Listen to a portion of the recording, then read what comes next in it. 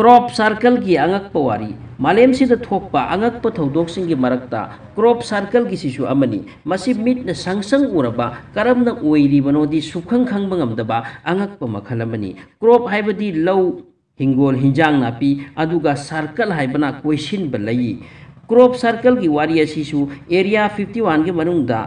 लैबा pot सिंगबु public तकी खरा लोटना थंबगुम थम्मी मसिगी वारी असि पब्लिसाइज ओहंदे let's know what is crop circle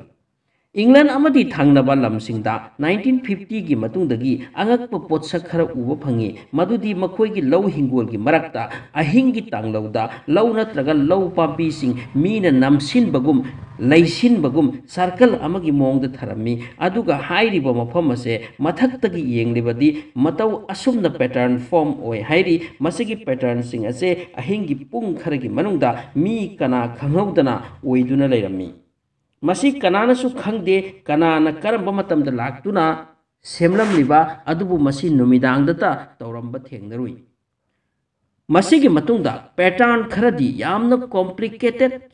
की मोंगदा उबु फंगी हाइरिबा पैटर्न सिंग असे यामना चौब ngakतनी मी खरना अमुक खन्नै मसी देवी सिंग आत्मा सिंग लाक्तुना सेमलम बोयगनी अदुगा कांगलुप अमना हाई मसी UFO or unidentified flying object सिंगना लाकु मतमदा मसिगी पैटर्न सिंग असे फॉर्म ओय साइंटिस्ट ऑथोरिटीज अमदी रिसर्चर कयाना मसी खंगलकपदगी रिसर्च तौबा हवी रिसर्च के मतुंगदा फंगलुबा दुना मीगी कोक अमुक ngahon bijatni क्रॉप सर्कल ओइबा मफमदुदा क्रॉप्स की नोट्स नत्रगा matang सिंग नेचुरली लैथोकलमी टेक कायदना मसी यामना अननेचुरल ओइबा वफमनी मदुसु अहिंग अमदा नुमिदांग अमदा अदुगा मसी लौ पाबी नत्रगा जौ पाबी खक्त नते उ फावबदा लैखाइरगा सर्कल अदु फॉर्म तोरमी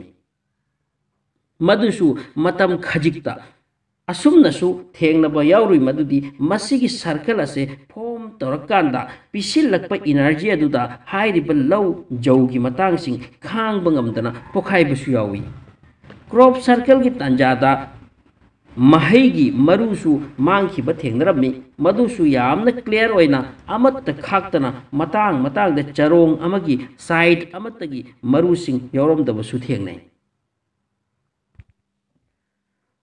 क्रॉप सर्कल खरदा हिट की ट्रेस थेंगनै हाइबदी क्रॉप अदो चाक्तुना लैरंबा खुदम ओइना फोटो असिदा उरिबा से क्रॉप सर्कल की पैटर्न असी मसिगी पैटर्न असी 2001 गिनी क्रॉप सर्कल खरदा अंगकपगी केमिकल लेरंबा थेंगनरुई मदुगी केमिकल अदो मालेमदा लैतबा मसिदगी हेन अंगकप कदाइदा लैरुनी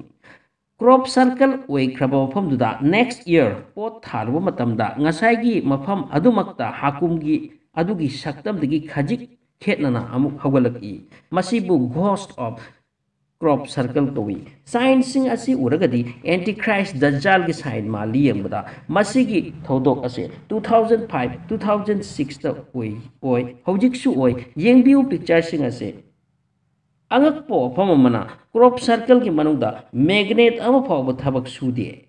नॉर्थ पोल साउथ पोल मथोंग नाइदे एरिया अदुगी मनुदा अदुगा जस्ट मदुदगी खोंकाप अम थोरकपदा मैग्नेट अदु अमुक थबक सुबा हवी मसिगी क्रॉप सर्कल असिगी मनुंग अमदी मपानदा स्टॉप वॉचेस तोंगान तोंगानबा टाइमिंग उदली मसिना ताकपदी क्रॉप सर्कल की मनुंगदा टाइम डिस्टोर्शन टाइम सु मथोंग मरम नाइहंदे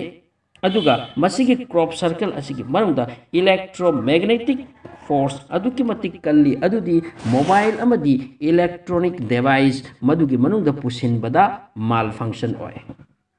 अदुगा क्रॉप सर्कल मखल खरसु थेंगनै मदुदा पाम्बी सिंग असे स्वेटर लोन बगुम अमगा लोन सिन अदुना लैरंबा थेंगनै क्रॉप सर्कल खरदी स्नो फ्लोगी मोंगदा ओइरंबसु थेंगनै यामना ngakliबदी क्रॉप सर्कल की एरिया खरदा लैरंबा उचेक वया की महु मरुम कायहंदना थमलम्मी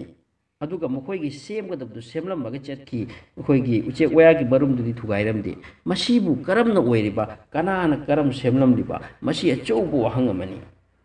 क्रॉप साइकिल ओइबा मफम सिदा अथाप अथापदगी मी लाक्लगा मेडिटेशन सु तौवी हाइरि मखोयना हाइरिबदी मदुदा अंगकपगी एनर्जी अमा लै amasung maduna psychic experiences oy 2012 ta crop circle ama poppy lei gi bagan form toramki lourakta madu yamna phajaw mongda lei amata tekhan kahendana shokhandana semlamki madubu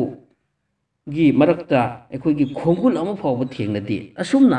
baraf ki mathakta su crop circle kaya form oiramba thengnai adubu khongul ama fawba thi phangde leiti anyway masi hojik hojik oiba sathina ngakningai oibo phom amani tawringba kanglupna tawbo oiramsanu makhoi adu arai achamdi natti makhoi na sijinariba technology natraga any pambai oisanu mioiba ekhoida yawbadi natre makhoi adu super power yauraba adugumba kanglup soidra oigani video yebigi dabak thagasari video asigi dabak like amatang thadabiyu haina request thamjari aduga channel asida anau boy badi please subscribe to sin view masi